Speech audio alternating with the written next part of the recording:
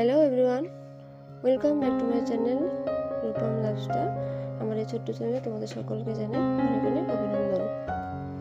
আজকে দেখো সকাল সকাল উঠে চলে এসেছি আমার মাশরুম ঘরে এসেছি।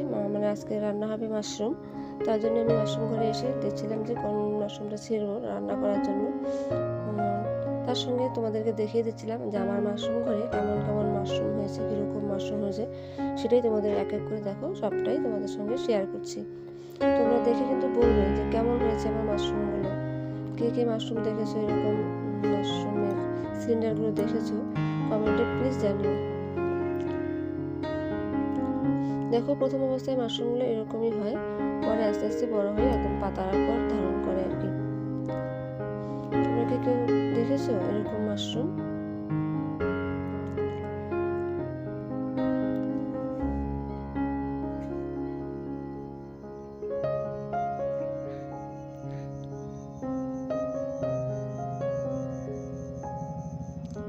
এর মধ্যে আমি আমার পরিচয়টা দিই। নমস্কার, আমি কোচবিহার থেকে খুব ছোট্ট একটা গ্রাম এবং খুব সুন্দর একটা গ্রামের এক গ্রাম্য গৃহবধূ। আমার চ্যানেল রূপম লাইফস্টাইল, এই ছোটো চ্যানেলে তোমাদের সকলকে জানাই অনেক অনেক অভিনন্দন। আজকে আমি এই মাশরুম কীভাবে রান্না করি খুব সাধারণভাবে আমাদের ঘরে যা যাবতীয় জিনিস থাকে আর কি, মশলাপাতি এসব দিয়ে খুব সাধারণভাবে আমি আমার আজকে মাশরুমটা রান্না করব। মাশরুমের সঙ্গে আলু দিলে ভালো হয়। আজকে আলু দেবো না, ভাবছি ফুলকপি দেবো। ফুলকপিটা দেখো প্রথমে মাশরুমগুলো ধুয়ে রেখেছি, ফুলকপিটাও ধুয়ে একটু গরম জলে সিদ্ধ করে নিয়েছি। তারপর একটু সব তেল লবণ হলুদ দিয়ে আর ফুলকপিটা আলাদা ভেজে নিলাম, তারপরে মাশরুমটাও ভেজে নিলাম।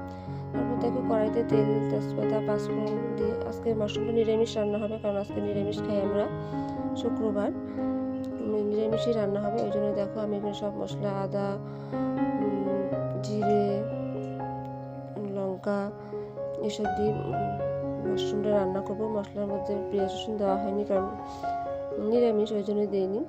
এসব দিয়ে আজকে আমি আমার মাশরুমটা রান্না করব। দেখো মাশরুমটা প্রায় হওয়ার দিকে কমপ্লিট হয়ে গেছে। হালকা একটু জল দিয়ে দিলাম, তারপর একটু শেষে একটু জাল করে যখন ভালো করে তরকারিটা হওয়ার দিকে হবে, তখন একটু গরম মশলা বা মিট মশলা দিয়ে নামিয়ে নেব। আজকে আমার এই মাশরুমের রেসিপিটা কেমন লাগলো তোমরা প্লিজ কমেন্ট করে জানিও।